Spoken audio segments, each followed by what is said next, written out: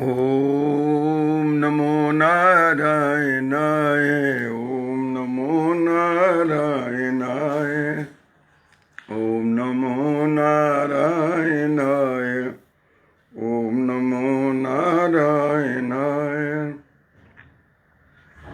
ओम नमो नारायणाय।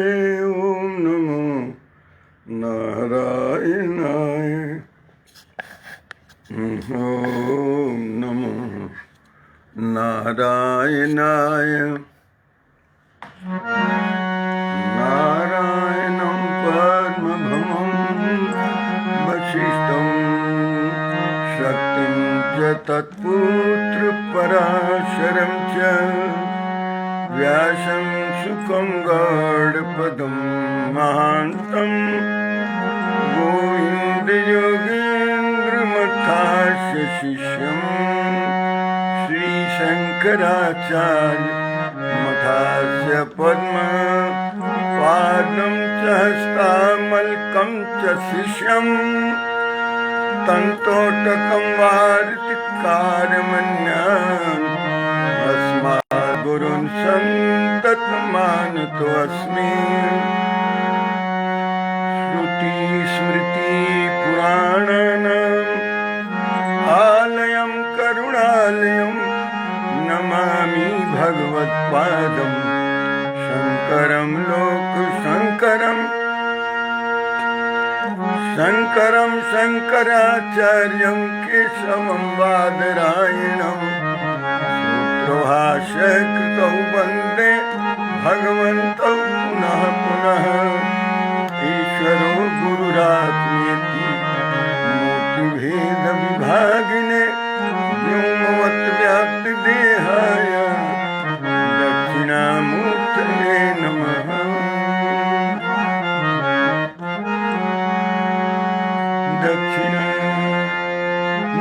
दक्षिणामूर्तये नमः। ओम नमो नारायण।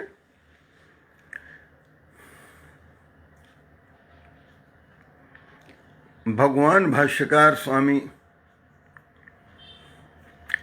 शंकराचार्य जी द्वारा रचित विवेक चूड़ामणि नामक वेदांत के ये व्यवहारिक वेदांत के ग्रंथ के अनुशीलन में स्वाध्याय में आप सबका इस स्वाध्याय सत्र में हार्दिक अभिनंदन है, हार्दिक स्वागत है, हार्दिक अभिवादन है। आप सब भाग्यवान हैं, आप सब भाग्यशाली हैं, आप सब भाग्यवंत हैं जो प्रतिदिन इस सत्संग सभा में आप लोग उपस्थित होते हैं। स्वयं को धन्य करते हैं, मुझे भी धन्य करते हैं। मुझे धन्य इसलिए करते हैं कि मुझे इस सब का दोबारा अभ्यास हो जाता है और मैं उसी भाव में रहता हूँ। बिना उस भाव में रहे हुए प्रवचन नहीं हो सकता है। हाँ, श्रवण करने के लिए तो ये श्रोता के लिए तो स्वतंत्रता है, व्यक्तिगत रूप से वहाँ रहते हुए भी मानसिक रूप से कहीं और रह सकता है। ये सुविधा वक्ता के लिए नहीं है। वक्ता को तो जहाँ है वहीं रहना पड़ेगा और फिर उसी भाव में रहना पड़ेगा, इधर उधर नहीं हो सकते। जदुनंदन जाजू जी, आपको भी बहुत बहुत आपकी उपस्थिति को प्रणाम है। और विनय सुरेंद्र राय हैं, बहुत सारा आशीर्वाद है। मीना राय है, मेरी पुत्र वधू है, बहुत बहुत आशीर्वाद है ढेर सारा। अशोक राय जी को भी बहुत सारा आशीर्वाद।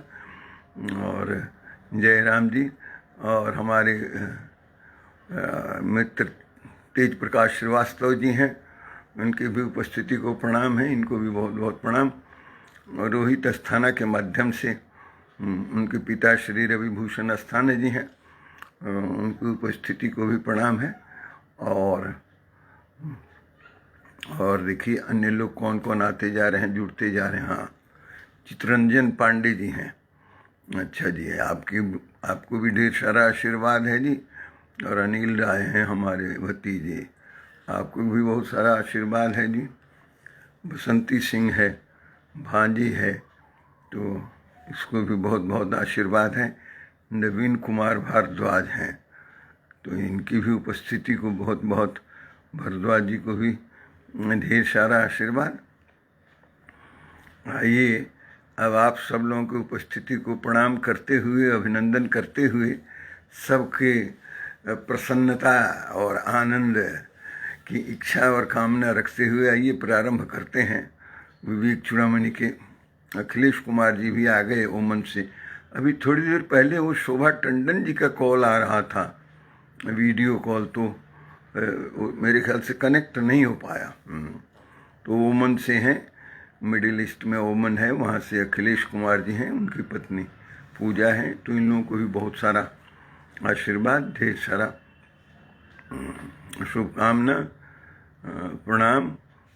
और अन्य कोई जो आते जाएंगे, मित्र लोग जुड़ते जाएंगे, और फिर उसके बाद हम उनका अभिनंदन करते जाएंगे, स्वागत करते जाएंगे और कार्यक्रम बढ़ेगा।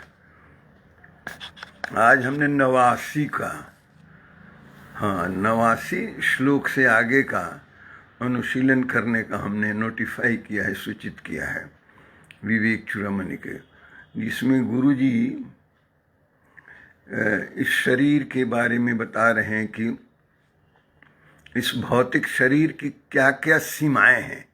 What are the limitations of this gross body, जिसको हम मटेरियल बॉडी भी कहते हैं, जिसको हम फिजिकल बॉडी भी कहते हैं। भौतिक शरीर और स्थूल शरीर, gross body, material body and physical body. और इसको भौतिक शरीर, स्थूल शरीर कहते हैं। तो ये बाहरी हमारा जो ढांचा है शरीर का, जिससे ये निर्मित है हमारा शरीर, जो ये आयतन है सभी प्रकार के भोगों का, प्रारब्ध के भोगों का, और जो प्रारब्ध पूरा हो जाएगा, प्रारब्ध का भोग जब समाप्त हो जाएगा, तो प्रारब्ध क्षय के बाद इस भौतिक शरीर का पात हो जाता है, शरीर पात हो जाता है। और उसके बाद यदि कोई नहीं प्रारब्ध में आपके संचित कर्मों में बचता, तो आप मुक्त हो जाते हैं। लेकिन मुक्ति के लिए तो सभी कर्मों को पहले, प्रारब्ध को भी क्षय करना पड़ेगा और संचित कर्मों का भी, तब मुक्ति होती है। तो मुक्ति बोध के लिए शिष्य पहुंचा हुआ है सदगुरु के पास, और सदगुरु बता रहे हैं कि देखो, सबसे पहले तो तुम्हें, not only you, for that matter anyone else, those who are seeking, and all seekers of liberation, moksha and spiritual science, they have to raise themselves above the body consciousness. देहाभृतम जिसको कहते हैं, भौतिक शरीर की चेतना को ऊपर उठना पड़ेगा, इसके प्रति मोह त्यागना पड़ेगा। नहीं तो कहते हैं कि यदि शरीर, भौतिक शरीर का मोह रखे हुए हो और फिर मोक्ष की प्राप्ति के लिए साधना कर रहे हो, तो समझो कि आप घड़ियाल के पीठ पर चढ़ के और नदी को पार करना चाहते हो। So it's not possible. इसलिए सबसे पहला काम होगा शारीरिक चेतना से ऊपर उठना। देहाभृतम नहीं बनना है, देह पोषणार्थी नहीं और शरीर पोषणार्थी नहीं बनना है। तो शरीर पोषण का की भर्त्सना की है, निंदा की है गुरु जी ने। तो फिर क्या करना पड़ेगा?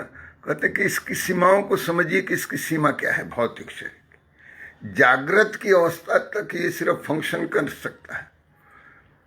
जागृत के बाद की जो दो अवस्था है, स्वप्न की अवस्था और निद्रा की अवस्था, तो उन दोनों अवस्थाओं में इसका रोल नहीं है कुछ। भौतिक शरीर की इसकी भूमिका नहीं है, कुछ नहीं करेगा। इसके limitations only during while you are awake, जब आप जागृत हैं तभी। व्हेन यू आर स्लीपिंग और when you are dreaming, this physical body, this material body has no role to play. Everybody is alike. तो आगे देखिए कैसे समझाते हैं। अच्छा, हमने जो 89 भी लिखा है, तो हमारे यहाँ 89 भी कहते हैं, कहीं 90 से एक कम है तो 89 भी कहते हैं। जैसे 99 कहते हैं तो उस तरह से 99 कहते हैं कि 90 से कम। 89 को 99 भी कहते हैं, हमारे यहाँ 89 कहते हैं। So that is 89th। So we will undertake today 89th वर्ष ऑनवर्ड, 89 वर्ष से आगे 88 तक कल किया है, 88 तक। आइए थोड़ा उसमें कुछ पुनरावृत्ति और कुछ फिर आगे। 88वें श्लोक में क्या कहते हैं गुरुदेव, ध्यान दीजिएगा। ये भी आ गए, प्रिया आ गई है, मेरी अनुज बधू है, बहुत बहुत आशीर्वाद। और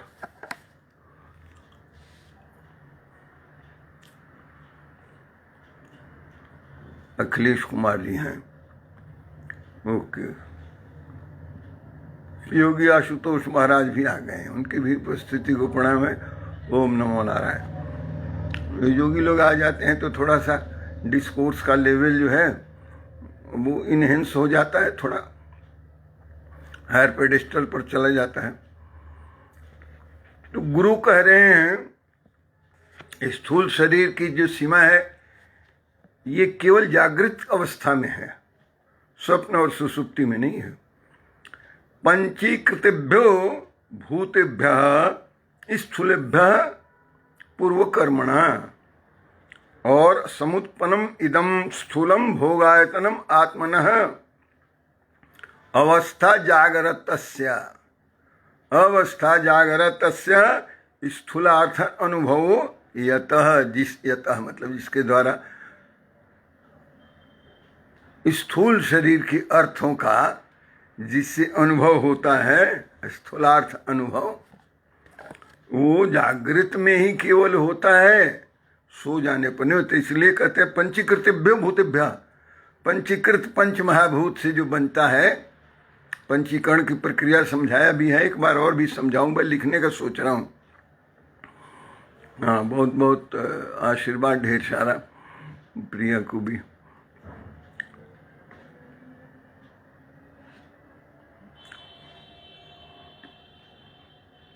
पंचीकृतेभ्यो भूतेभ्यः, पंचकृत भूत, पंचकृत पंच महाभूत।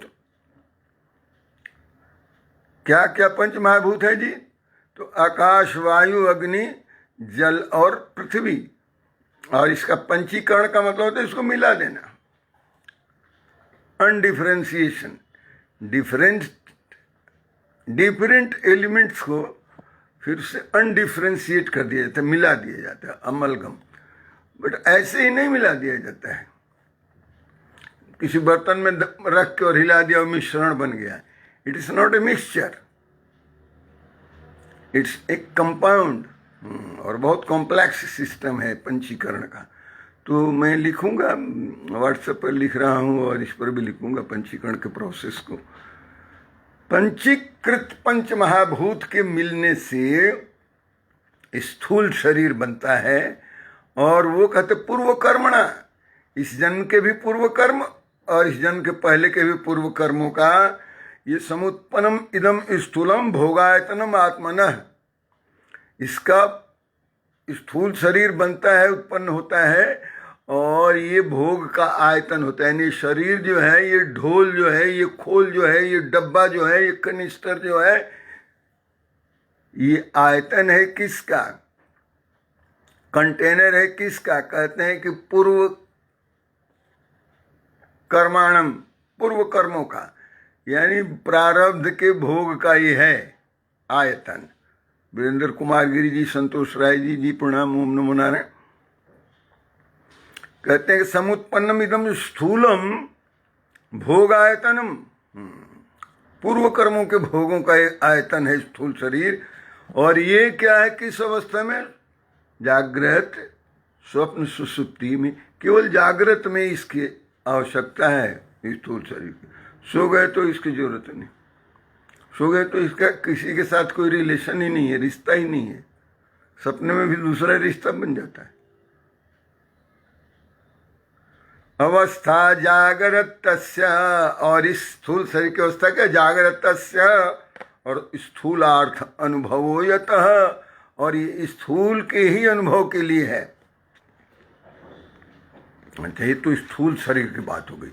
अब 3 शरीर होते हैं ना आपके, वो जो कोश होता है पंचकोश, वो अलग है, उसकी भी पढ़ाई होगी, पंचकोश की और पंच महाकोश की, कि पंचकोश कैसे है, ये शरीर के 5 कोश कौन कौन से हैं। तो ये 5 कोश डिस्टेंस वाला नहीं है, ये भी 5 कोश, 5 खोल है, लेयर है, 5 layers of your existence they make पंचकोश। और ये जो तीनों लेवल का है, भौतिक शरीर, स्थूल शरीर, सूक्ष्म शरीर और कारण शरीर। तो भौतिक का बता रहे हैं कि इसका लिमिटेशन है only while you are awake. जब आप जागृत अवस्था में हैं तो स्थूल का फंक्शन है, अदरवाइज कुछ नहीं इसका काम है, स्वप्न में और सुषुप्ति में। आगे कहते हैं, ध्यान दीजिएगा, यहां से 89वां शुरू हो गया, 89th। ये कल वाले की पुनरावृत्ति मैंने की है। 89th सुनिए।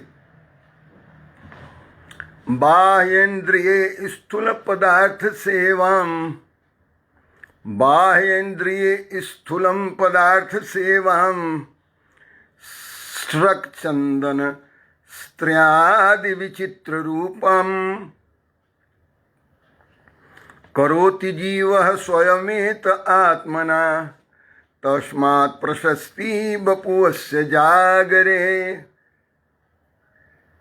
इसको केवल जागृत में कहा है कि बाह्य इंद्रिय, बाह्य इंद्रिय मतलब बाहरी इंद्रियों के स्थूल पदार्थ सेवा, बाह्य इंद्रिय से ही, बाह्य इंद्रियों के माध्यम से ही जीव सेवन करता है बाह्य पदार्थों का। बाह्य इंद्रियों से क्या मतलब हुआ? आपके बाह्य इंद्रियों में ये सारी इंद्रियां आ जाती हैं, कर्म इंद्रियां भी आ जाती हैं, ज्ञान इंद्रियां भी आ जाती हैं। तो ज्ञान इंद्रियां क्या करते हैं? तो सूक्ष्म है, नाश का कोई काम थोड़े करता है, सूंघने का काम करता है। ये कौन सा काम हुआ? रसना कौन सा काम करता है? रसना रस लेने का काम करता है, कान सुनने का काम करते हैं, आंख देखने का, और का कोई खेती बाड़ी करता है, लेकिन ये मदद करता है। इसलिए सबको बाह्य इंद्रिय में ले लिए। बाह्य इंद्रिय यानी हाथ भी, पांव भी, और गुदा उपस्थ भी, और वाक पाणी पादम कहते हैं ना, वाक तो वाणी भी, अनि मुंह भी। तो ये सारे जो हैं ये भी ये है कर्मेंद्रिय। तो ये सब जो बाह्य इंद्रिय का जो समूह है, स्थूल पदार्थ सेवा, स्थूल पदार्थों के भोग के लिए है।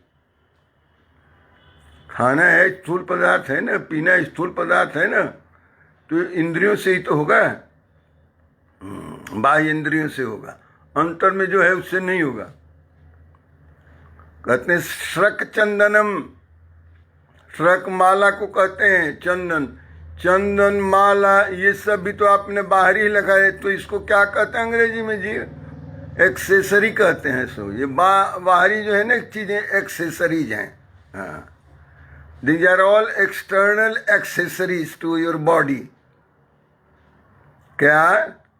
श्रक चंदन और स्त्रियादि विचित्र रूपम। आप धारण कर लेते हैं, माला धारण कर लेते हैं, चंदन लगा लेते हैं, स्त्री आदि रूप देखते हैं, सब ये बाहरी संपर्क है। स्त्री आदि रूपम कह दिया तो हो गया, विचित्र रूपम। अनेक रूपों में आप स्थूल पदार्थों का सेवन करते हैं, भोग करते हैं, स्थूल शरीर से, फिजिकल बॉडी से, ग्रॉस बॉडी से, बाह्य इंद्रियों के द्वारा, एज सिंपल। और करोति जीवः, जीव करता है, जीवात्मा करता है, करोति जीवः स्वयं एतद आत्मना, स्वयं ही करता है अपने से जीव। करोति जीवः स्वयं एतद आत्मना, अपने आप भोग करता है। इसीलिए कहते तस्मात् प्रशस्ति बपुओ से जागरे। इसलिए इसको कहते प्रशस्ति मतलब कहते हैं, प्रशंसा करते हैं। प्रशस्ति मतलब कहते हैं और प्रशंसा करते हैं, अनुमोदन करते हैं। क्या? तस्मात्, इसीलिए, क्योंकि बाहरी वस्तुओं का सेवन करते हैं सारे बाह्य इंद्रियां अपने स्वयं के लिए। इसलिए तस्मात् प्रशस्ति ही बपुष्व अस्य जागरे। शरीर जागृत अवस्था में ये करता है। तो कौन शरीर करता है? सब भोग। हाँ, शोभा ऊपर टंडन जी का कॉल आ रहा था वीडियो, तो I could not get through. Anyway, कोई बात हो तो लिख दीजिए। राकेश मिश्रा जी हैं, ओम नमो नारायण, प्रणाम आपकी उपस्थिति को। कैसे हैं मिश्रा साहब? सब ठीक है। शोभा उत्पल टंडन, बहुत ढेर सारा आशीर्वाद, प्रणाम। ये ओमन से हैं। तो बाह्य इंद्रियों की जो सीमा है, लिमिटेशन यही है कि बाह्य पदार्थों का भोग करने के लिए है, और कुछ तो है नहीं। तो कहते तस्मात् प्रशस्ति बपुषो अस्य जागरे। इसलिए जागृत अवस्था में शरीर का महत्व है। जागृत अवस्था में ही स्थूल शरीर का महत्व है, सुसुप्ति में है या स्वप्न में नहीं है।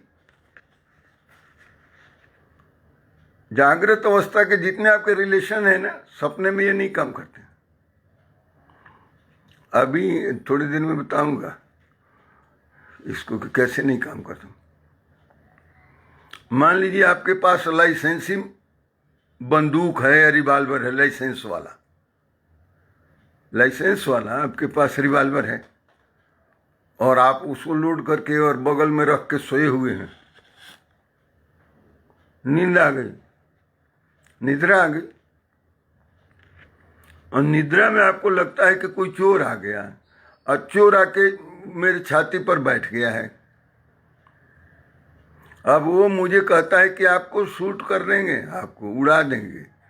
तो आप चाहते तो रिवॉल्वर उठा के मार देते उसको, लेकिन आपका रिवॉल्वर या पिस्टल या बंदूक जो लोडेड है, जो रखा हुआ है आपके बगल में, वो तो जागृत अवस्था में वो काम करने का है। स्वप्न में वो काम नहीं करेगा। कितना भी बढ़िया रिवॉल्वर और पिस्टल होगा, आप चाहे जितना भी परेशान हुए कि अब तो ये मारने ही वाला है, लेकिन वो तो काम आपको करेगा ही नहीं। अशोक राय जी, राजनाथ पांडे जी, आप लोगों की उपस्थिति को भी प्रणाम है। तो जो जागृत अवस्था का आपका लाइसेंस, आर्म्स हैं, एमुनिशंस हैं, गन्स हैं, they will not work and they will not help you while you are dreaming. और ड्रीम में तो आपको पीट रहा है और आप पीटे जा रहे हैं, आपके छाती में बैठा है, वो शूट करने का कुछ नहीं करेगा। और आपके साथ कोई और सोया हुआ है, वो भी मदद नहीं करेगा आपसे जितना परेशान। राजा जनक के दरबार में इसी पर तो प्रश्न हो गया था कि मैं तो भीख मांगा होकर घूम रहा हूँ, भीख मांग रहा हूँ स्वप्न में। अब बड़ा परेशान था, कहीं भीख मिल ही नहीं रहा है। आज जाग गया तो देखा कि मैं महल में सोया हुआ। तो मैं महल में सोया हुआ हूँ, ये वाला सच है कि जब मैं वहाँ परेशान था सपने में भीख मांग रहा था, वो सच है। यहाँ कहते हैं कि while you are awake, all relations to your body, your gross body, physical body, material body, is limited up to your awaking state. But while you go into dreams or you go into lapse into sleep, all these relations and all these arms, omniscience, anything material और physical will not help you. अब वहां सपने में यही आपका मन दृश्य भी बनाता है और देखता भी वही है। सो दृष्टा और दृश्य एक ही है, मन। आपके मन ने बना लिया दृश्य। So your mind has created all the scenes and scenery and your mind is watching, seeing it. So दृष्टा और दृश्य दोनों बना हुआ है। सपने में एक ही मन ही बना हुआ है, दृष्टा और दृश्य। वाइल यू आर अवेक, जब तक आप जागृत में हैं, तब आप दृष्टा हैं केवल, दृश्य अलग है, दृश्यमान जगत अलग है। ये आपका मन, ये माइंड और ये इंस्ट्रूमेंट्स और ये आपकी इंद्रियां जो जागृत अवस्था में आपको दृष्टा बनाती हैं और दृश्यमान जगत को दृश्य बनाती है, ये काम और ये फंक्शन ये स्वप्न में नहीं होता। स्वप्न में मन ही बनाता है दृश्य और मन ही बनता है दृष्टा। वहां कुछ फिजिकल एग्जिस्टेंस नहीं है किसी चीज का। लेकिन जो आपके अवेकनिंग स्टेट की बंदूक, रिवॉल्वर और इंस्ट्रूमेंट से वो ड्रीम स्टेट में काम नहीं कर रहे हैं। तो देखिए इसका लिमिटेशन कितना है, सिर्फ जागृत अवस्था। और आपको ड्रीम अवस्था में जितना कुछ मिल गया है, रुपया हाथ लगा है, खजाना, आंख खुलते ही कहेंगे लो तो सब चला गया, लूट गया। आप लूट जाते हैं सपने में। और सपने की अमीरी जो है, रंक नाकपति होए ना, सपने हो भिखारी नृप और रंक नाकपति होए। रंक जो है वो नाकपति होता है, स्वर्ग का अधिपति हो जाता है। और राजा महाराजा जो है भिखारी हो जाते हैं। कहाँ है जी? बालकांड में है कि बालकांड में कि अयोध्या कांड में है जी? अयोध्या कांड में ये लक्ष्मण जी कह रहे हैं निषाद से, सपने हो ही भिखारी नृपा और रंक नाकपति हो, जागे हानि न लाभ कछु। यह विचार कुछ ऐसे जग जो है। तो जगने पर तो कुछ होता नहीं, और जब सो जाते हैं तो कुछ नहीं होता है। सो जाते हैं तो वो स्वप्न भी नहीं है और जागृत भी नहीं है, फिर कुछ नहीं है।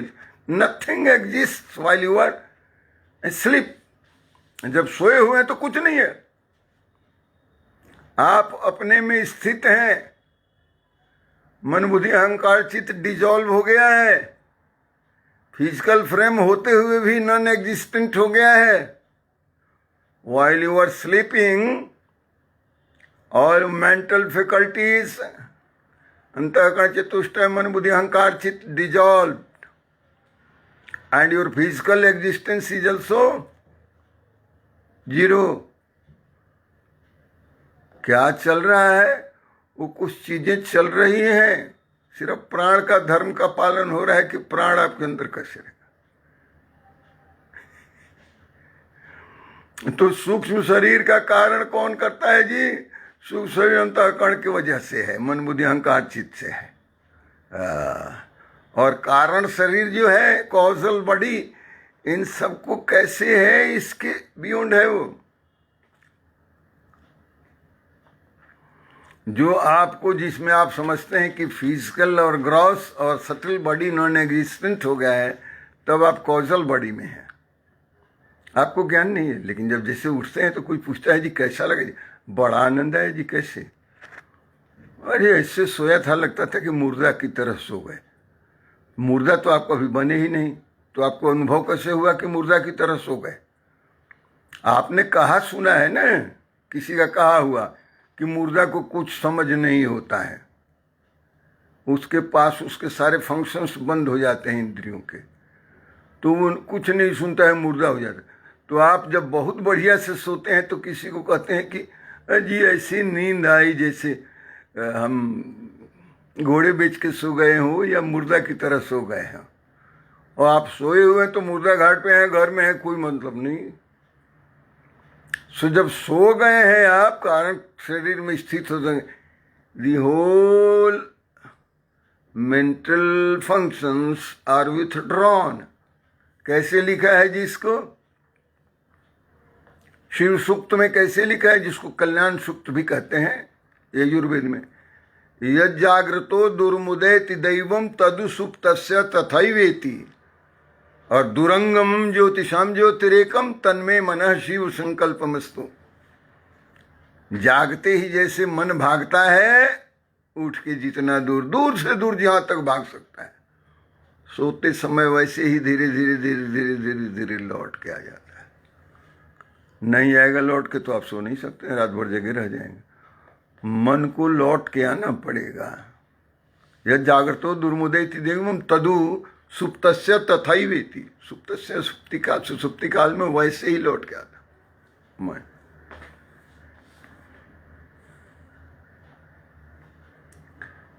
कहते करोति जीव स्वयमेत आत्मना तस्मात् प्रशस्ति बपुषो अस्य जागरे। इसलिए जागृत शरीर की का महत्व है, प्रशंसा होती है कि जागृत का सारा व्यापार ये बाह्य इंद्रियां करती हैं। तो स्थूल शरीर से, स्थूल शरीर नहीं होगा तो आप क्या करिएगा जी ललितेश्वर बाबू? प्रणाम, ओम नमो नारायण। कैसे हैं? सब ठीक है? राजनाथ पांडे जी भी हैं, इनको भी प्रणाम है। देखिए बहुत सारे फंक्शंस हैं जो भौतिक शरीर से ही होगा, स्थूल शरीर से ही होगा। लेकिन स्थूल शरीर नहीं होगा, सूक्ष्म शरीर होगा तो बहुत सारी चीजें नहीं हो सकती है। जैसे यदि स्थूल शरीर नहीं है तो आपको भूख और प्यास लगेगी तो कैसे खाइएगा? शरीर है ये नहीं तो खाए कैसे? बाह्य इंद्रिय नहीं है, सूक्ष्म इंद्रिय नहीं है, कोई नहीं है, और भूख लग गई है। क्योंकि भूख शरीर का नहीं, वो धर्म, प्राण का धर्म है, भूख और प्यास।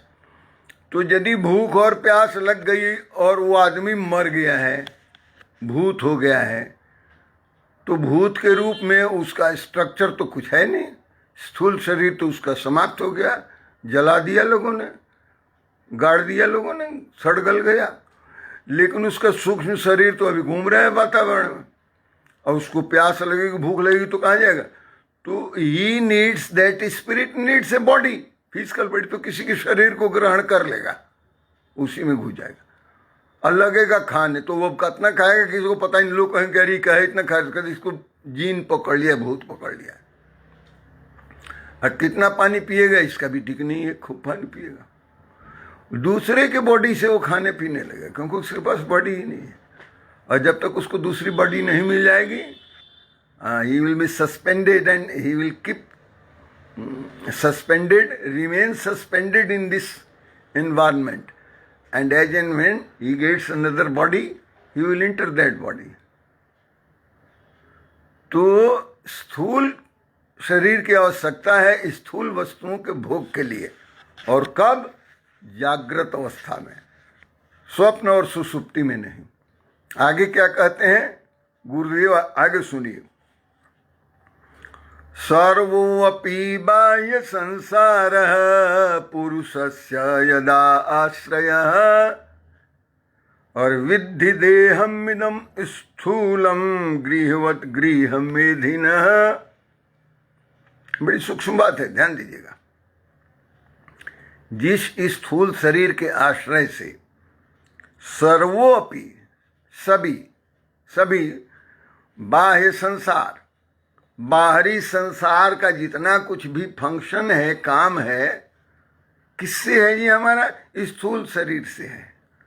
तो सर्वोऽपि बाह्य संसार, बाहरी संसार सभी, पुरुषस्य यद आश्रय, पुरुष जिसका आश्रय है, यानी ये पुरुष का जो आश्रय है, पुरुष आश्रय है ना संसार से रिलेशन का।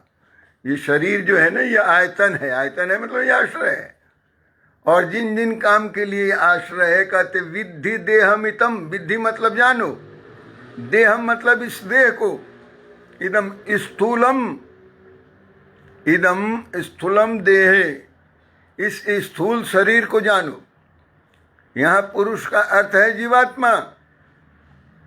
इस संसार से जो भी रिलेशंस हैं, संपूर्ण संसार से, सर्वोऽपि बाह्य संसार, बाहरी संसार से, पुरुषस्य यद आश्रय, और पुरुष जिसका आश्रय है का अर्थ है जिससे ये कनेक्टेड है, पुरुष व्यक्ति जीवात्मा।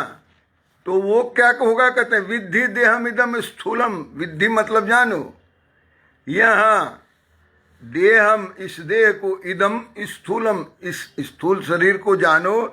कैसे?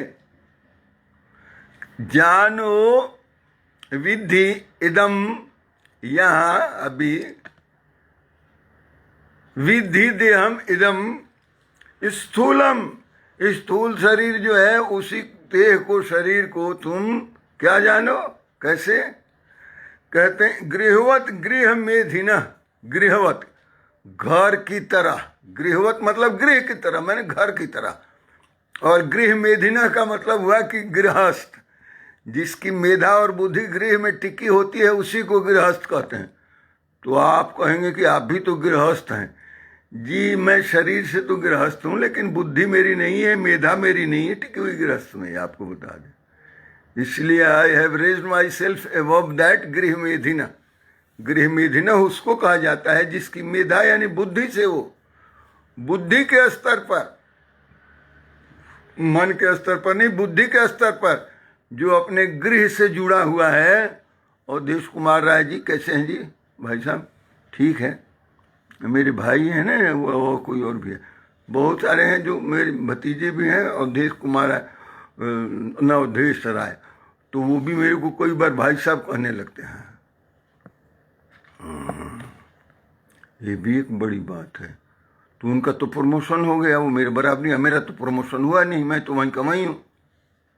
प्रमोशन नौकरी की बात नहीं हो रही है, सोशल स्ट्रक्चर भी है ना, यहाँ भी तो प्रमोशन होता है। कभी आप दादा बन जाते हैं, कभी चाचा बन जाते हैं, कभी परदादा बन जाते हैं, लेकिन ऐसा वो लिटरल और वर्टिकल मूवमेंट ऐसा नहीं है सोशल स्ट्रक्चर में कि कोई मेरा भतीजा लगता हो 3 दिन के बाद कहे कि मैं आपका भाई बन गया। ऐसा प्रमोशन नहीं है वर्टिकल, वहाँ हायरार्की में, सोशल हायरार्की में। यदि एक बार आप हमारे भतीजा यदि पैदा हो गए तो अब आपको कोई नहीं बता सकता कि आप मेरे भाई होंगे, आपको मेरा भतीजा ही रहना पड़ेगा। और भाई हैं तो आपको नीचे भी खिसकना नहीं, ऊपर भी नहीं बढ़ा, मेरे भाई रहे। ये सब देह का रिश्ता है, समझे जी भाई साहब? और देश कुमार राय जी, हाँ ये कौन है भाई? हाँ वही है, मेरा भाई है।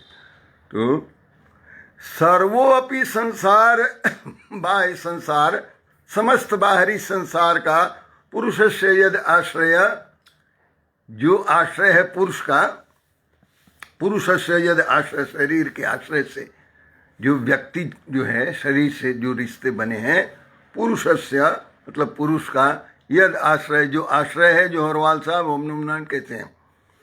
विद्धि देहमिदम, विद्धि मतलब जानिए, जानो, देहमिदम इस देह को ही जानो। ये देह जो है ना स्थूल शरीर, इदम स्थूलम कैसे जी? गृहवत, गृहवत यानी घर की तरह। जैसे घर में जो गृहस्थ का रिश्ता है, आई बात समझ में? श्री तेज प्रकाश श्रीवास्तव साहब, आप गृहस्थ हैं यदि, और आपका अपने घर से जो रिश्ता है, तो आप घर तो है नहीं, आप तो गृहस्थ हैं। इसलिए कहते हैं गृह मेधिन। गृह मेधिन मतलब जो गृहस्थ है, और गृहवत मतलब घर की तरह। घर की तरह, जैसे घर का रिलेशन उसके गृहस्थ का गृह से है, आप गृह नहीं, आप तो गृहस्थ हैं, उसमें रहते हैं, आते हैं, जाते हैं, रहते हैं, आपका रिलेशन इतना ही है। ठीक सिमिलरली उसी तरह से इस स्थूल शरीर का रिलेशन, वो जो पुरुष और व्यक्ति है और जो आपकी जो जीवात्मा है, उसका रिलेशन इस व्हाट इज ऐसा ही है। This is what is intended to be driven a point। ये बताना चाहते हैं गुरुदेव कि देखो, आप इसमें रह रहे हो तो आप इसके गृही हो, गृहधी हो, गृहधीय हो, आप गृह मेधिन हो। गृह मेधिन मतलब गृह मेधा वाला, गृह की बुद्धि रखने वाला। तो आप जो हैं इसके गृहस्थ हैं, आप गृह नहीं हैं। गृह ये शरीर है, अंदर आप बैठे हुए हैं गृहस्थ। इतना ही नाता है आपका, जैसे आपका अपने घर से नाता होता है, as a householder, as a गृहस्थ। I think it is clear sir? Yes, thank you sir.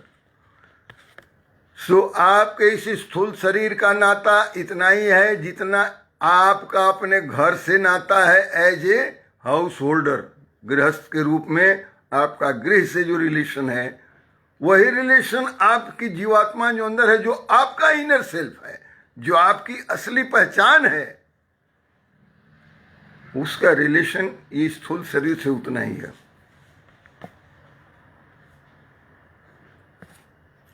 ये वेदांत है, ऐसे समझना पड़ता है। अभी तो और आगे चलिए तो देखिए कितना आनंद आएगा। और आगे कहते हैं 91वें श्लोक में भगवान भाष्यकार, हाँ ठीक है, बहुत अच्छी बात है। हेलो जी, तो बात पहुंच रही होगी ना?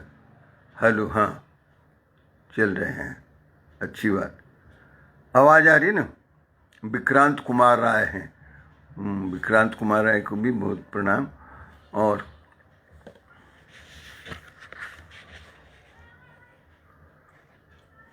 अभी 91वें श्लोक में है, भगवान कहते हैं, भगवान भाष्यकार गुरु जी के माध्यम से, स्थूलस्य संभवः जरा मरणानि धर्मा। इसका स्केल बदल गया है छंद का। वो पहले वाला जो था अनुष्टुप था, उसके ऊपर वाला भी छंद अलग था, ये छंद अलग है, वृत्ति है ये। स्थूलस्य संभव जरा मरणानि धर्मा औस्थल्यादयो बहुविधा शिशुताद अवस्था वर्णाश्रमादि नियमा बहुधा आमया स्युः पूजावमानः बहुमान मुखा विशेष। ये जितने जो अभी शरीर के लिमिटेशंस हैं, जो उनके धर्म हैं, जो उनके गुण हैं, उसकी व्याख्यान उसका कर रहे हैं, व्याख्या कर रहे हैं भगवान भाष्यकार गुरु जी के माध्यम से। कहते हैं कि स्थूलस्य संभवः जरा मरणानि धर्मा। स्थूलस्य संभव का मतलब है स्थूल शरीर से ही ये उत्पन्न होता है, रिलेटेड है। और स्थूल शरीर से ही संभव यानी उत्पत्ति, जरा मतलब बुढ़ापा, और मरण यानी मृत्यु इत्यादि कहते हैं। मरणानि धर्मा, ये क्या है जी? जिसमें बचपन, जन्म, बचपन, युवावस्था, जरावस्था, वृद्धावस्था और मरण, ये सब धर्म किसके हैं? कहते हैं स्थूल शरीर के हैं। आपका कुछ नहीं होता, आप तो you are intact sitting within indweller. आप तो आराम से सो रहे हैं अंदर। ये किसमें परिवर्तन और मॉडिफिकेशन हो रहा है? As gross level, at material level, at physical level. कहते हैं शरीर स्थूल शरीर का हो रहा है, भौतिक शरीर का हो रहा है। स्थूलस्य संभव जरा मरणानि धर्मा, जरा वृद्धा मरणानि मृत्यु, ये सब धर्म स्थूल शरीर के हैं, आपके नहीं है। आप तो आराम से सोए हुए अंदर इसमें। कहते स्थौल्यादौ, स्थूलता। और स्थूलता किसको? तो भारीपन, मोटा पतला होना। ये मत समझिए कि जो बड़े मोटे हैं उनकी आत्मा बड़ी मोटी होगी अंदर बैठी हुई, अरे ऐसे नहीं। अब पतले हैं उनकी छीण काय वाले के आत्मा दुबली पतली बैठे हुई, ऐसे नहीं है। जीवात्मा जीवात्मा है, जिसमें भी बैठा है। कहते हैं स्थौल्यादि, ये बाहरी फ्रेम है कि किसी को देखते हैं 300 kg का है। वो कौन था है जी? कौन, उनका क्या नाम है? खली हैं कि बली हैं कि खल बली करते हैं। वो कभी मार खाते हैं, कभी चित हो जाते हैं, कभी कट जाते हैं, कभी पिट जाते हैं। अभी कल परसों कुछ स्टेटमेंट देने के लिए लोगों ने उनको बुलाया था, तो उनका शरीर का कद बहुत बड़ा है, 7 फीट से ज़्यादा हैं, और वजन भी उनका 250-300 किलोग्राम होगा। तो वो हैं भैंसे की तरह या सांड की तरह, तो खाते भी हैं उतना ही कुछ, लेकिन उनके अंदर आत्मा का जो है ना, जीवात्मा उतना ही है। और कई बार देखेंगे कि बुद्धि की कमी हो जाएगी, शरीर बढ़ता जाएगा और बुद्धि कम होती जाएगी, ऐसे भी होता है। यहाँ भगवान कह रहे हैं कि औस्थल्यादयो का मतलब है स्थूलता, मोटापन, दुबलापन। आदयो कह देने से अर्थ हुआ का बहुविधा मतलब अनेक प्रकार के। और शिशुता आदि अध्यवस्था, बचपन, युवावस्था, बचपन, किशोरावस्था, युवावस्था, ये सारी चीज है। दुबला पतला, मोटा, छोटा, बड़ा, आड़ा टेढ़ा, ये सब शरीर का है धर्म, शरीर के गुण है ये सब, भौतिक शरीर के। फिर कहते हैं वर्णाश्रम आदि। वर्णाश्रम आदि का क्या मतलब है? ये वर्ण भी ब्राह्मण, क्षत्रिय, वैश्य, शूद्र इनर लेवल पर नहीं है, शरीर के लेवल पर है। और आश्रम ब्रह्मचर्य, गृहस्थ, वानप्रस्थ और सन्यास, ये आश्रम भी बाहरी स्तर पर है, अंदर नहीं है। स्थूल शरीर के भी ये भी धर्म। वर्ण आश्रम नियम, और उनके नियम सब कैसे हैं जी? डॉक्टर साहब ओम नमो नारायण प्रणाम। आप कुछ रेजिमेंट वगैरह तैयार करिए, कुछ काम करा जाएगा ना। अब जल्दी भगाइए ये कोरोना फोरोना का भय। फिर किसान लोगों को भी कहीं, इनको भी दुकान लगाना पड़ेगा। यदि एक कोई गली दे दिया जाए जहाँ ये लोग परमानेंटली रहें। अब ये लोग किसानी तो करेंगे नहीं, क्योंकि इनकी वजह से तो ये किसानी हो नहीं रही ना। किसान तो अलग हैं, खेत में काम कर रहे हैं। ये तो सब ऐसे ही हैं फालतू फंड के लोग। तो इनको भी कहीं कहाँ बुराड़ी में रहेंगे, कहाँ रहेंगे? जहाँ रहेंगे तो इनको परमानेंट स्थान दे दीजिए कि वहीं रहे। 2-4-6 महीने का तो सामान खुद लेके आए हैं, कल ही बता रहे थे। कहते हैं कि वर्णाश्रमादि नियम, वर्ण और आश्रम के नियम इत्यादि। और बहुधा मया स्युः मतलब है बहुधा, बहुत प्रकार के, क्या कहें जी? आमया, बहुत प्रकार की बीमारियां। आमया कहते हैं रोग को, आमय कहते हैं, और निरामय कहते हैं निरोग को। तो अजय शर्मा जी हैं, प्रणाम बाबा, आपको भी बहुत बहुत आशीर्वाद बच्चे। और अनमोल सिंह जी, ये तो फौज वाले ही हैं ना? अनमोल सिंह, आप वही हैं ना जी, एयरफोर्स वाले? तो ना तो आप सल्यूट करते हो, मैं डिफेंस मिनिस्ट्री के सीनियर अफसर हूँ ना, तो मेरे को सल्यूट करना चाहिए या तो प्रणाम करना चाहिए। आप रिटायर हो गए तो आपको सिविलियन की तरह सिविलाइज्ड वे में करना चाहिए कि सादर प्रणाम। और ये राज राय वगैरह हैं, सौरभ कुमार पांडे। सौरभ कुमार पांडे, आपको कई दिन से कह रहा हूँ कि will have to talk to me and you are not talking. What is the matter? What is your problem? या either you should leave your cell phone number. ये क्या है? ये दुकानदारी है? 3 इमोजी बना दिया है, ये 4 आदमी 5 आदमी दांत फाड़ रहे हैं, 2 आदमी पढ़े लिखे हो, दुनिया भर का डिग्री इकट्ठा कर रखे हैं। लिखो, सादर प्रणाम लिखो, चरण स्पर्श लिखो, जो लिखा जाता है। संस्कार को भुला के क्या बनेगा? हैं? जो भी लिखते हैं following you watching, they should write किया चरण स्पर्श सादर प्रणाम। ये गुरु जी लोगों का मंच है। जब हम वाहन करते हैं, सारे गुरु बैठे हुए, नारायणम पद्म भौम वशिष्ठम शक्तिम च तत्पुत्र पराशरम च व्यासम सुकम गौड़ पदम महांतम गोविंद योगिंद्र मथास्य शिष्यम श्री शंकराचार्य मथास्य पद्म पादम च हस्तामलकम च शिष्यम तम तोटकम वार्तिक कारमन्यानस्मद गुरुन संतमानतोस्मि श्रुति स्मृति पुराणा नाम आलम। जब मैं आह्वान कर, तुम्हारा गुरु मैं बोल रहा हूँ ना, तुम क्या समझ रहे? तुम्हारा चेला हूँ? हैं? ये अनमोल सिंह, आपको क्या ट्रेनिंग दी गई है? We have been in air force. और कहाँ? और मेरे ख्याल से ब्राह्मण परिवार से भी आते हैं, तो you must know the etiquettes. आप देख रहे हैं, आपसे बड़े बड़े विद्वान लोग यहाँ लाइंड अप हैं। दिस सैल्यूटेशन और any sort of greetings and wishes, they don't reach me. Ultimately they go to all the गुरु परंपरा ट्रेडिशंस। यहाँ मैं क्या यही सिर्फ पढ़ाता हूँ आपको कि फिजियोलॉजी पढ़ा रहा हूँ कि आपके अंदर क्या क्या है। गुरु जी संस्कार पढ़ा रहे हैं कि देखो बेटे, these relations with gross body have its own limitations, and so गुरु जी लिखा हूँ नहीं, but why you have taken 2-3 days to respond to my request? Why you have taken? मेरे को आप क्या जानते हो आप? तुम्हारे सारे जितने गुरु घराना है ना योग का मैं पढ़ाता हूं, Saurabh Kumar Pandey, I have not taken it very lightly, I am very serious man. मैं सख्त आदमी हूं ना, मैं डिफेंस फोर्सेस का आदमी हूं। तो मेरे अंदर वो स्पिरिट होता है ना डिफेंस वाला। There has to be some sense of discipline also, courtesy also, norms also. All norms, courtesies, discipline, everything has to be observed. Yes. Otherwise, I can just ask you to be offline, unfriend, and be on your own. Who cares? Why should I care for you?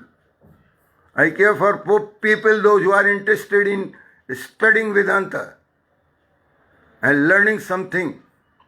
Some orientation, संस्कार, जिनको संस्कार से कोई मतलब नहीं, वो मेरे class के लायक नहीं है। ये फ्री फॉर ऑल नहीं है, ये किड्स का मामला नहीं है, किड्स की पढ़ाई नहीं होती है। यहाँ तो मनुष्याणाम सहस्रेषु कश्चित् यतति सिद्धये। आप क्या बात कहें कि आपकी सर्दी जुकाम है, आप टेस्ट कराओ, आपको क्या समस्या है? यू आर ए योग teacher, you are a teacher of Reiki, you are a teacher of nature cure, you have obtained so many degrees, postgraduate degrees. Such LBs are not acceptable, my dear. Okay? वर्ण आश्रमदि कहते नियमा, वर्ण आश्रमदि कह देने से क्या हो गया जी? वर्ण, ब्राह्मण, क्षत्रिय, वैश्य, शूद्र, ये चारों वर्ण, और आश्रम, ब्रह्मचर्य, गृहस्थ, वानप्रस्थ और सन्यास, ये चारों के 8 हो गए। ये सबके नियम हैं। How you have to conduct as a ब्रह्मचारी, how you have to conduct as a householder, how you have to conduct as a वानप्रस्थी और as a monk. There are norms, norms नहीं लिखी। ये मैं नहीं कर रहा हूं, तो भगवान भाष्यकार करें, वर्णाश्रमादि नियमाः बहुधा आमयाशुः, और बहुत प्रकार के रोग और बीमारी भी। ये तो डॉक्टर सजदानंद सिंह साहब जानते हैं कि कितने प्रकार के रोग बीमारी होती है। जरा सा भी आ जाता है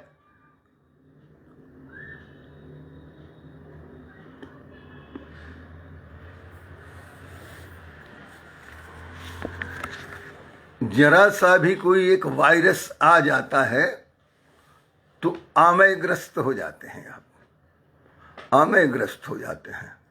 और ये फोकस निरामय के लिए है कि निरामय कैसे हुआ जाता है। कहते हैं कि लेकिन ये सारी चीजें these are related to physical body.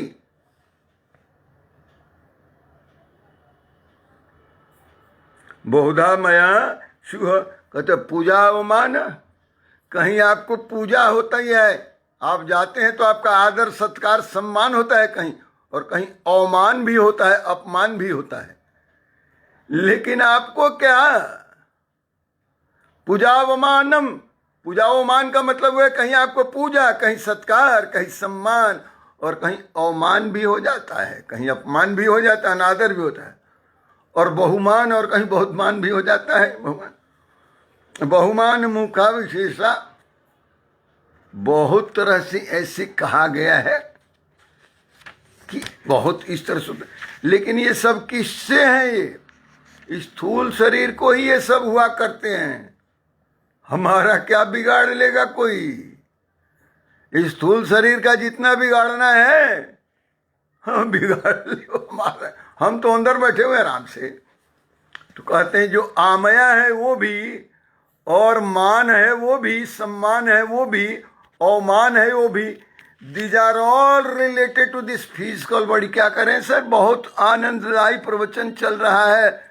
इस ग्रंथ का अनुशीलन पहले ना करके बहुत कुछ खो दिया हम लोगों ने। हाँ वो तो बात है, अब आपकी कृपा से श्रवण मनन निधिध्यासन करने का प्रयास कर रहा हूँ। हाँ ठीक है, बढ़िया है जी सर।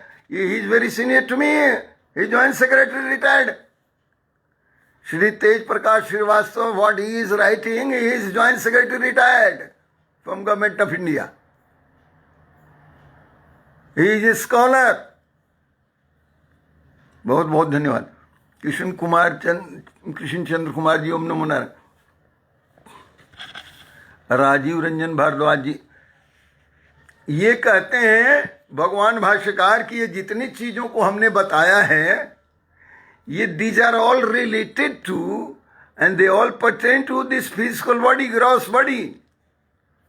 आगे इसकी बात करेंगे, आगे की ज्ञान कहाँ से होता है, कर्म कहाँ से होता है, बुद्धि कहाँ से होती है, मन कहाँ से होता है, ये आपको कहीं पढ़ने को नहीं मिल सकता है। मैं आपको बता रहा हूँ, बड़े बड़े साइकोलॉजी के जो ग्रंथ, जो चाहे वो जो उनको कौन है जी, क्या नाम है उनका, साइमन फ्रायड, हाँ, ये बड़े बड़े लोग, they don't know even iota of what is our yoga and Vedanta. Yoga शास्त्र में और वेदांत शास्त्र में जो लिखा है, even a fraction of that they don't no. आगे कहते हैं भगवान गुरु जी, ये गुरु जी से कहलवा रहे हैं ना, और शिष्य बैठ के सुन रहा है सुनने के लिए शिष्य भाव चाहिए। हाँ, गुरु बन के कोई सुन नहीं सकता है। हाँ, इसमें इस तरह का कोई प्रोविजन नहीं कि गुरु बन के सुनिए, हम ऊपर के स्थान पर हायर पेडिस्टल पर बैठ के और हम कथा सुनेंगे, ऐसा नहीं होता। You have to low down your status. कहाँ शिष्य की तरह बनाना पड़ेगा। मैं हूँ 75 साल का आदमी, I become a student when I am learning something from even a young man of 20-25, he is teaching me so many things and I learn like a disciple as a student. मैं student भी बन जाता हूँ ना इतने as में भी। Yes, बुद्धि इंद्रियाणि श्रवणम त्वक्छि, कहते हैं कि बुद्धि इंद्रियाणि श्रवणम त्वक्छि घ्राणम च जिह्वा विषयावबोधात्, अवबोधनात्, विषयों के अवबोधन के लिए यानी कॉग्निशन के लिए ये जो फैकल्टी है बुद्धि और इंद्रियाणी, इंद्रियाणी का मतलब हो गया कि पांचों इंद्रियां, ज्ञान इंद्रियां, शब्द स्पर्श रूप रस गंध, ये विषय हैं, इनको लेने के लिए टू रिसीव द सिग्नल्स, ये जो कॉग्निटिव फैकल्टी है हमारी, और इसमें जो श्रवण, नेत्र, नासिका और जीवा और त्वचा, ये जो इंद्रियां हैं, ज्ञान इंद्रियां, कहते हैं बुद्धि इंद्रियाणि श्रवणम, मतलब श्रवण मतलब कान, त्वक मतलब स्पर्श के लिए त्वचा, और अक्षि मतलब आँख, फिर घ्राणम नाक, च जिह्वा, जिह्वा रसना, कहते हैं विषयावबोधनात्, विषयों के अवबोध के लिए है, to experience the nuclear dimensions of any element, शब्द स्पर्श रूप रस गंध को, विषयों को, इनको अवबोध के लिए, समझने के लिए हैं, ग्रहण करने के लिए हैं। तो ये सब रिसीविंग टावर्स हैं, ये रिसीव करते हैं। राजीव रंजन भारद्वाज जी,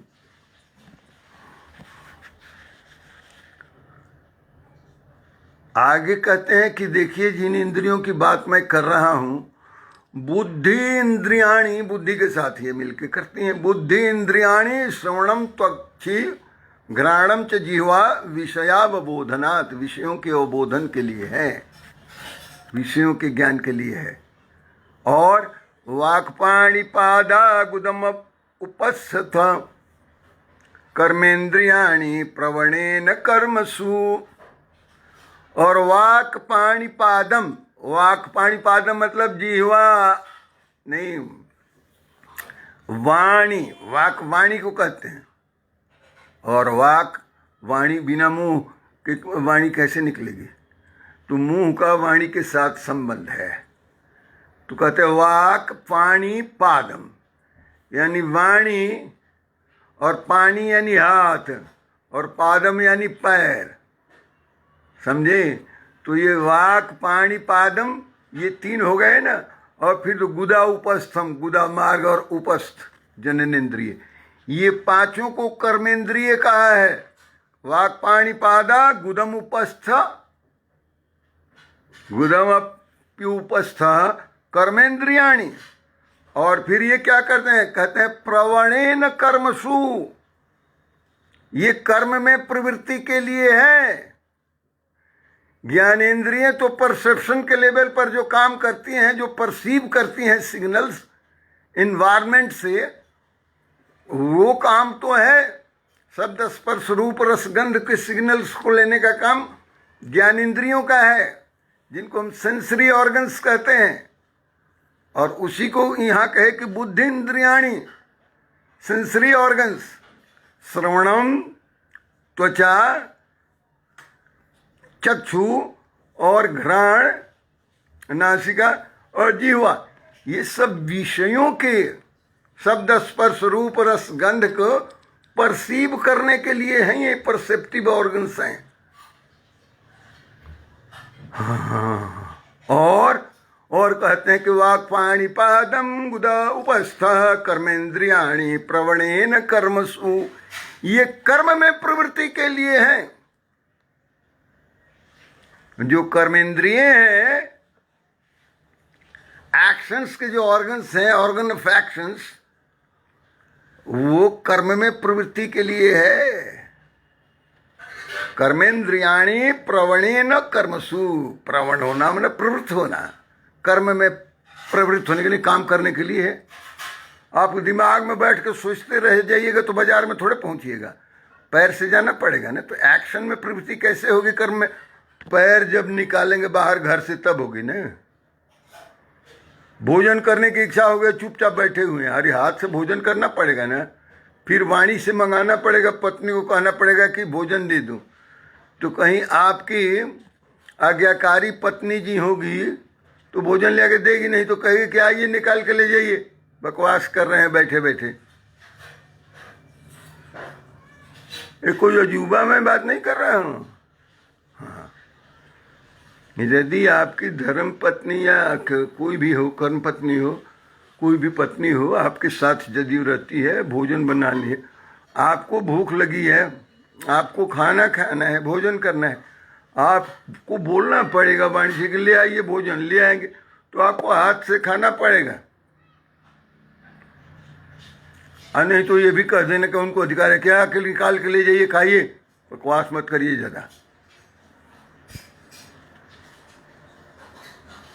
समझे जी भानु सिंह जी? तो कहते हैं भगवान भाष्यकार गुरु जी के माध्यम से कि देखो बच्चे, बुद्धीन्द्रियाणि श्रवणम त्वक्षि घ्राणम च जिह्वा विषयावबोधात् वाक् पाणी पादा गुदम उपस्थ कर्मेंद्रियाणि प्रवणेन कर्मसु।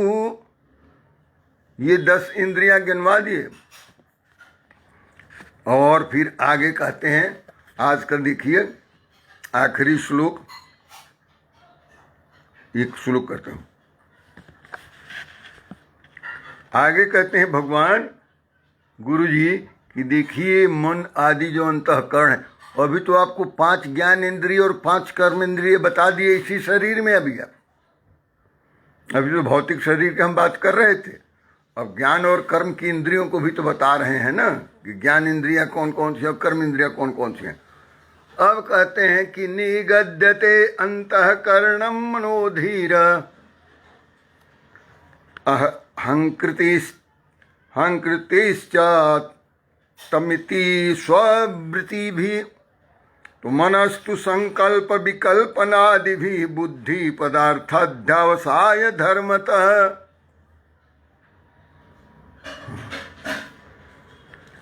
अभी तो आपको हमने बताया केवल भौतिक शरीर के जितने जो इम्प्लीमेंट्स और ऑर्गन्स हैं वो। अब देखिए इसके अंदर जो बैठा हुआ है अंतःकरण में, उसके क्या काम है, जो मन वगैरह है। तो कहते हैं कि निगद्यते, निगद्यते मतलब इसको कहते हैं क्या, अंतःकरणम, अंतःकरण के मनो धीरहंकृति मन, और धी मतलब बुद्धि, मनः धी, और फिर अहंकृति मतलब अहंकार, मन बुद्धि अहंकार, और क्या कहते हैं ति, चित्तमीति, चित्त। तो ये मन बुद्धि अहंकार चित्त, ये इसको अंतःकरण चतुष्टय कहते हैं, इसको ध्यान रखना पड़ेगा। मन बुद्धि अहंकार और चित्त, ये चारों अंतःकरण कहलाता है। इसको आप देख नहीं रहे हैं, इसलिए आपके बाह्य इंद्रियों से संबंधित नहीं है, स्थूल शरीर से संबंध नहीं है। अब चलिए, चले हैं कहाँ जी? सूक्ष्म शरीर में चले हैं यात्रा में। तो अभी और आगे यात्रा करिएगा। हाँ, अभी तो भौतिक शरीर के सारे रिश्ते नाते बताए जा रहे थे, तो आप पर क्षमा चाहता हूँ लेट से आने के लिए, काम ने थोड़ा व्यस्त के कारण। नहीं तो बाद में सुन लिया करिए, इसमें क्षमा की क्या बात है। जो बाद में आते हैं वो शुरू से सुन लेंगे तो अवेलेबल है। जब आप, हम इसको उड़ाते तो नहीं है, डिलीट तो करते नहीं है। I don't delete this, it remains on my Facebook wall. कदे निगद्यते अंतःकरणम, इनको अंतःकरण कहते, किनको? मनोधी अहंकृतिश्च और चित्तम इति, और चित्त, मन बुद्धि अहंकार और चित्त, इसको अंतःकरण चतुष्टय कहते हैं। कहते हैं स्ववृत्ति भी ये आपकी अपनी वृत्ति है, यानी आपके अंतःकरण कहलाते हैं ये आपके। और स्ववृत्ति भी अपनी क्रियाओं की विभिन्नता के अनुसार। स्ववृत्ति, स्ववृत्ति मतलब उनकी अलग अलग जो क्रियाएं हैं उसके अनुसार। मन बुद्धि अहंकार चित्त की क्रियाएं तो अलग अलग हैं। मन कुछ और करता है, बुद्धि कुछ और करता है, अहंकार कुछ और करता है, और चित्त कुछ और करता है। क्या करता है तो आगे के श्लोक में बताएंगे ना। इसी श्लोक में कहते हैं मनस्तु संकल्प विकल्पनादि भी और बुद्धि पदार्थाध्यवसाय धर्मतः। मनस्तु संकल्प विकल्पन, मन का काम संकल्प और विकल्प करना है। मन जो है फ्लूइड स्टेट में रहता है, जैसे पारा रहता है ना, पारा मरकरी रख दीजिए तो टिकेगा ही नहीं, इधर से इधर फिसल रहा है, इधर से भी। So your mind and everybody is mind, our mind is like mercury on a floor. किसका फ्लोर? ग्लास का, शीशे के। पकड़े जाओगे तो इधर से इधर, इधर से इधर नहीं पकड़ में आएगा। माइंड इतना फ्लूइड कंडीशन में रहता है, पकड़ में नहीं आएगा। करता क्या है? निश्चय ही नहीं करता। मन कहता है संकल्प विकल्प, एक बार संकल्प करेगा, दूसरे क्षण विकल्प करेगा। बाजार जाना है, तुरंत निर्णय नहीं लेगा, कहेगा कि आज छोड़ देते हैं, नहीं जाएंगे। फिर उधर से पत्नी धकियाएगी, है कुछ नहीं है, सब्जी वब्जी जाइए, तो कहते अच्छा जाते हैं, अच्छा आज काम चला लीजिए। फिर पत्नी धकियाएगी, काम कहाँ से चला लें, फिर कल भी तो जाना ही पड़ेगा, तो आज ही क्यों नहीं जाते हैं। सब कहते हैं हाँ लेकिन आज तो छोड़िए, अब मैं थका हूँ, नहीं जाऊँ। अच्छा, अब फिर डांट लगाएगी तो फिर सोचेंगे कि अच्छा चलो ठीक है चलते हैं। अब ये इतना हिला हुजूत कौन करता है? बुद्धि नहीं करती है, ये मन करता है। आइदर दिस और दैट, दिस और, ये करूं या नहीं करूं, ये करूं नहीं है। यानी वो माइंड डिसीजन मेकिंग स्टेट में नहीं पहुंचा है। तो so far as the mind is in the state of indecisive situation, अनिर्णय की स्थिति में जब तक है तब तक वो संकल्प विकल्प करता है। तो संकल्प विकल्पात्मक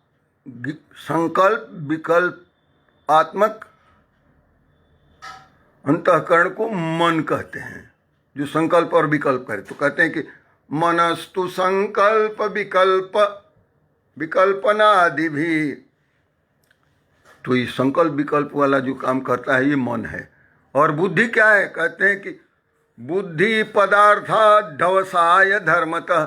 अब बुद्धि जो है निश्चयात्मिका बुद्धि होती है, उसका धर्म है अध्यवसाय, यानी डिफिनिटिव व्यवसायत्मिकता, व्यवस्थात्मिक बुद्धि। और निश्चयात्मिका बुद्धि कहते हैं उसको, निश्चयात्मिका। तो मन जब निश्चयात्मका के स्टेज पर पहुंच जाए, डिसाइसिव हो जाता है, when the mind is in a position to take a decision, तब वो बुद्धि कहलाता है, जिसको इंटेलेक्ट कहते हैं। सो मन को माइंड, बुद्धि को इंटेलेक्ट कहते हैं। जब वो एक निश्चय पर पहुंच जाता है, जब वो क्या कहते हैं, अध्यवसाय धर्मतः, अध्यवसाय वाला धर्म का वो हो जाता है, व्यवसायत्मिका जब हो जाता है, बुद्धि जब हो जाती है, तो बुद्धि जो है निश्चयात्मिका होती है और मन जो है संकल्प विकल्प वाला होता है। और अगला श्लोक जो कहेंगे, आज का आखिरी श्लोक ध्यान दीजिएगा। अत्राभिमानाद् अहमित्यनहंकृति स्वार्थानुसंधान गुणेन चित्तम स्वार्थानुसंधानेन गुणेन चित्तम। चित्त का गुण क्या है? ये कहते हैं कि स्वार्थ अनुसंधान। अत्राभिमान और अदह अहमिति अहंकृति, इसमें जो अभिमान होता है कि मैं ये हूं, मैं ये करता हूं, जो लोग हाँकते हैं ना, कहते हैं, फेंकते हैं, हाँकते हैं, वो अहंकार की वृत्ति है जो उनसे वो कहलवाती है, अहंकार की वृत्ति। मैं तो ये भी कर दूंगा। अब ये सब जितने जो हाँकू फेंकू हैं ना, ये अहंकार के रूप में आके किसान बन के ठट गए हैं। यहाँ ठट्टम ठट्टा जो किसानों का लगा है ना, ये अहम वृत्ति के पोषक हैं, बुद्धि वाले नहीं है। इनका बुद्धि से क्या लेना देना? संकल्प विकल्प तो कर लिया पहले ही और निश्चय कर लिया कि चलते हैं, दिल्ली को घेर लेते हैं। लगता है जैसे मछली मारने के लिए पोखरा घेरने गए हैं। भाग, कहते हैं कि अत्र अभिमान, और इसमें जब अभिमान घुस जाता है, अत्र अभिमान, अभिमान आद अहम अभिमानात अहंकृति, अभिमान से जो अहम का जो भाव बनता है, मैंपना का, कि मैं ये हूं, आपके अभिमान घुस जाता है, मैं में अभिमान घुस जाता है कि मैं हूं, ये करता हूं, करूंगा। तो कहते हैं कि इसी को अहंकार कहते हैं। जब अभिमान, मैं और अभिमान जब घुस जाता है, मैं और मेरा, वो अहंकार हो जाता है। और चित्त किसको कहते हैं? इसको आगे कहते हैं स्वार्थानुसंधान गुणेन चित्तम। स्वार्थ, स्व अर्थ का अनुसंधान करने का चित्त कहलाता है, यानी सुख के साधन, सुख के साधन और अपने सुख के साधन के बारे में सोचता है। चित्त का काम है ये। तो चित्त जो है ना, वो सब कुछ मिला के जब बिल्कुल कंसोलिडेटेड हो जाता है और सॉलिडिफिकेशन जब हो जाता है माइंड का, तो चित्त के लेवल पर पहुंच जाता है, जिसको थॉट भी कहते हैं, कॉन्शियसनेस भी कहते हैं। ये वो कॉन्शियस हो जाता है जब चित्त। तो वो चित्त का क्या काम है? स्व अर्थ अनुसंधानम। स्व यानी अपने, अपने सुख, यहाँ अर्थ का मतलब अपने स्वार्थ, अपने स्वार्थ का अनुसंधान करना, ये चित्त का काम है। तो फंक्शंस ऑफ फोर फैकल्टीज और four dimensions of your mental faculties एक ही है, ध्यान रखिएगा। ये चार जगह डिवाइडेड नहीं है, ये एक ही है, फर्दर मॉडिफिकेशन है। Mind when it is decisive it becomes intellect, and intellect when it is further reformed with your ego, then it becomes ahankara, and further it is consolidated, it becomes your chitta and your thought, और इसी thought को चित्त कहते हैं। जो चित्त अपने स्वार्थ की, स्व अर्थ का अनुसंधान करता है, अपने सुख के अनुसंधान में लगता है। आपको पता ही नहीं कि सुख क्या है, जो सुख के साधन की खोज करेगा चित्त। चित्त तक यदि आप पहुंच जाएंगे ना, तो वो केवल आनंद की खोज करता है, और जो खोज करता है उसमें कैसे करेगा, ये कल इस पर चर्चा करेंगे। अभी आज आपकी फिजिकल बॉडी और सूक्ष्म बॉडी के बारे में चर्चा हुई है, जिसमें अंतःकरण चतुष्टय की बात होती है, पंच ज्ञानेंद्रिय पंच कर्मेंद्रिय की बात हुई है, स्थूल बॉडी की बात हुई है, और कल फिर इसके आगे की चर्चा होगी कि और इसके कितने आपके डायमेंशंस हैं आपके इस एग्जिस्टेंस के। आप में हमको तो पता ही नहीं, हम तो समझते थे हमारा शरीर ही हम है या खत्म हुए गए जब शरीर गया था। अरे भगवान, शरीर तो ऐसा नहीं है। Apart from this physical body you are a lot more. You are not only physical existence of your body, you are above that and you are within it. ये समझने का है ना। अवनिंद्र कुमार राय कैसे हैं जी? अवनिंद्र जी और ब्रजेंद्र राय जी, ओम नमो आप सबका बहुत बहुत धन्यवाद और बहुत बहुत साधुवाद। और वाणी को विराम देते हैं, फिर आगे होगी इसकी चर्चा कल सोमवार है ना। हाँ, कल चर्चा होगी इसके आगे की। और अभी तक हमने 94 तक वर्सेस किए हैं, कल 95 से प्रारंभ करेंगे। तो कल 95 से शुरू होगा। तो सेंचुरी लगने वाली है। हो सकता है कल सेंचुरी लग जाए, 100 कर लें। आपका भी बहुत बहुत धन्यवाद।